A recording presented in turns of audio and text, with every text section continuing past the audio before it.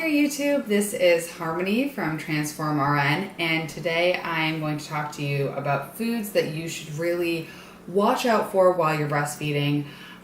These are foods that you may want to limit or even cut out of your diet completely, depending on how they're affecting both yourself and your baby.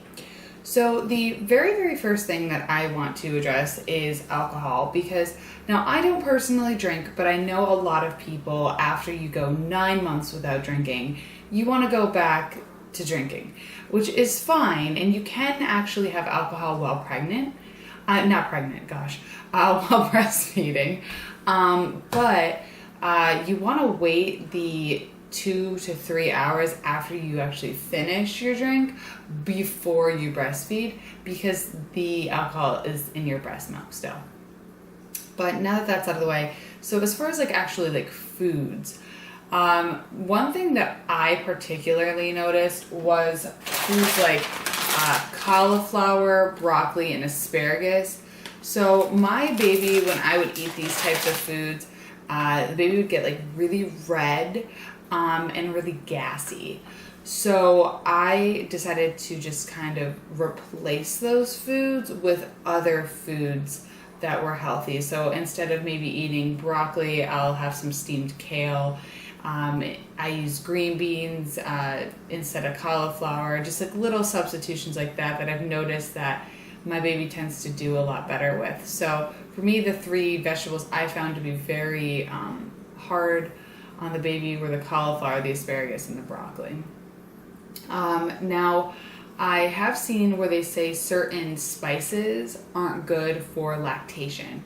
So as a mother that nurses and breastfeeds, you definitely don't want to do anything that could jeopardize your milk supply or milk production. So what I would recommend is really watching out for spices like parsley, sage, and peppermint. Now, obviously, a candy cane, that's probably fine. I mean, actually, cooking with the spice peppermint. And I'm sure in moderation, these would be fine. If you had a rotisserie chicken and, they had sage on it, and I'm sure it's not going to hurt you. It's just that if you were going to be cooking for yourself or you're going to be making something, I would probably avoid these spices, just because there is research that proves that they do reduce or possibly reduce breast milk production. Now, another food that I guess is more of a drink than a food would be caffeine, coffee and tea. So I am a huge coffee aficionado. I love coffee. In fact, I actually did a video on how to make the perfect cup of coffee featuring the Purity coffee here. You should check it out. But you definitely want to limit how much coffee you're drinking. So they say 300 milligrams, and the average cup of coffee has about 75. So really 3 cups of coffee to 4 cups of coffee a day is a good kind of tap out point. When I was pregnant, I was only having 1 cup of caffeinated coffee, and then I would switch to decaf. I was a really big coffee drinker. Probably a caffeine addict, if you could say that. So working 12-hour shifts in nursing, I would get really tired. So a lot of times, I'd wake up in the morning before I got to work at 6:30 in the morning. I was having a cup of coffee. I'd have another cup of coffee by 7:30, 8 o'clock, after report, when I was checking on my patients. And I would continue that pattern, and oftentimes by 3 o'clock in the afternoon, I was already on my 8th, 9th, 10th cup of coffee.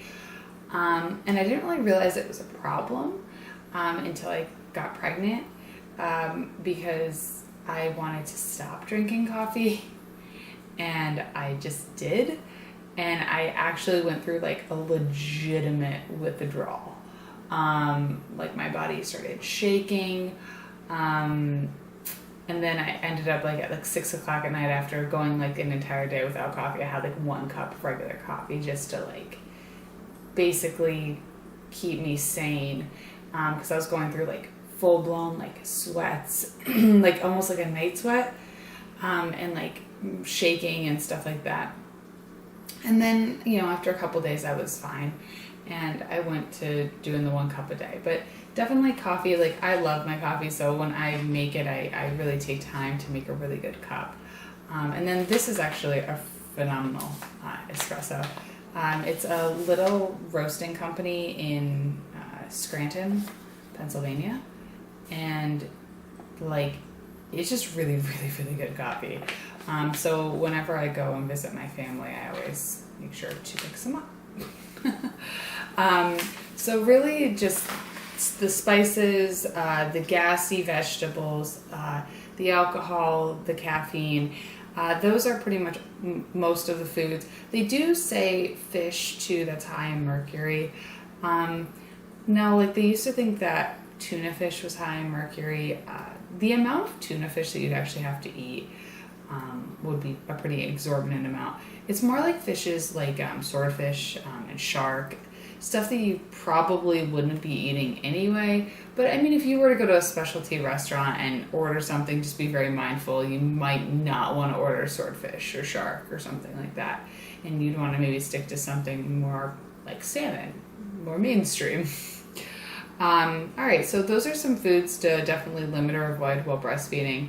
Thank you guys so much for watching this video. Make sure to hit the subscribe button, like the video, and I hope you have a wonderful day and keep transforming your life. Bye.